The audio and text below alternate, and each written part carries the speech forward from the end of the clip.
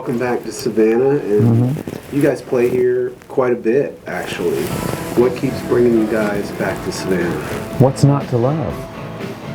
I just went to lunch with a friend earlier, and he was showing me he's like, this was the armory for during the Revolutionary War, and then over here was like this Union battery, and then the Confederate battery. Anyway, all this history, and not to mention the amazing architecture. That's not necessarily what brings us back to play music, but I mean, it's like, 4 hours from our home, and it's almost like a different world. So you guys have been playing since, what's like 20, is this your 20-year anniversary? 24 years. Yeah. So how do you guys keep, what keeps you going? What keeps it fresh? What keeps it fun? If I knew the answer to that, I could bottle it and sell it. I don't know. No? It's just there's a specific sort of magic. Now that sounds corny, but maybe magic's not the right word, but the synchronicity when you play music with other people. It's a team sport almost, but a certain way that a G chord resonates within your own chest. When there's 6 people doing it, it's beautiful. It's like a basketball team, but there's one more of us. With one alternate. Yeah. How do you choose a cover, and do you ever get stuck on specific songs, or you guys just you're like, we're doing that? It'll usually be like music that's playing on a device, in a bus or in a dressing room, and be like, oh, we should do that. Yeah, I mean, there are some songs that we've played a lot just because they're fun, but when it gets to a certain point, even after a few times, it'll be like, well, we don't need to do that. We've done it 3 times now, so we'll move on to another, and then revisit it later. My wife, we used to do "Don't Do It."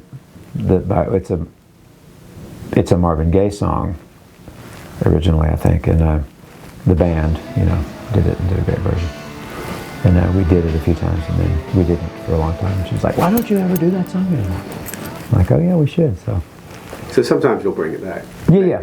We'll bring them, and we released a couple of projects, that had covers. There was a Rolling Stones EP that we released, and then one from Capricorn Recording Studios in Macon. So we've done those songs quite a bit. But I mean, they're great. They don't get old. So that's true, especially when you put a new spin on them. Or Tom Petty songs. Any song that's great. I mean, that's when there's so many tribute bands around, because they're like, well, somebody needs to be playing these things. So Dig a Hole sets the tone for the new album that y'all just released? I think so. Yeah. Dave Cobb, I was putting together the running order after we had recorded everything and mixed it. And I wanted Hammer and the Nail to be first, and because it's faster. And Dave said, "No, you're crazy. Dig a Hole has to be first."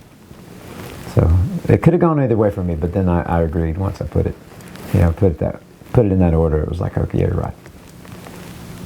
What was the inspiration behind that? What was there? Dig a Hole? Yeah.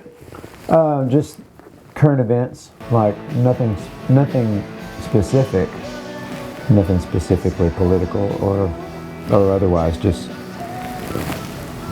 when you wake up in the morning and look around and see that's what it feels like now. And I think about when I was a kid, and things seemed a bit simpler. Well, they were. Or maybe they weren't. We just didn't have a device in our hand 24 hours a day where we could hear everyone's opinion, But that's what it is, really. It's the impact of, if I really dig deep on those lyrics, it's like, okay, well, everybody's paying attention. And when you put yourself on social media, you're setting yourself up for scrutiny. So people are, that song's about judgment. People judging each other, like, are you this way or that way? Are you this person or that person? Are you going to go this side or that side? And it's like, okay, is everything a choice? Is it But I think at the end of the day, it's like, I try to, in my household, it's like, my younger son is 11, he just turned 11. And it's been interesting to watch him react to everything that goes on in the world from his perspective, you know, and let him figure it out. And he'll ask questions, you know, but I'm not like, this is how you should be, you know.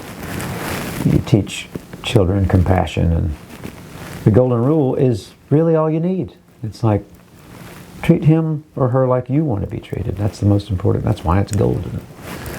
But even he's just watching people like, wow, they're so angry, you know, at each other about what? Perspective, you know.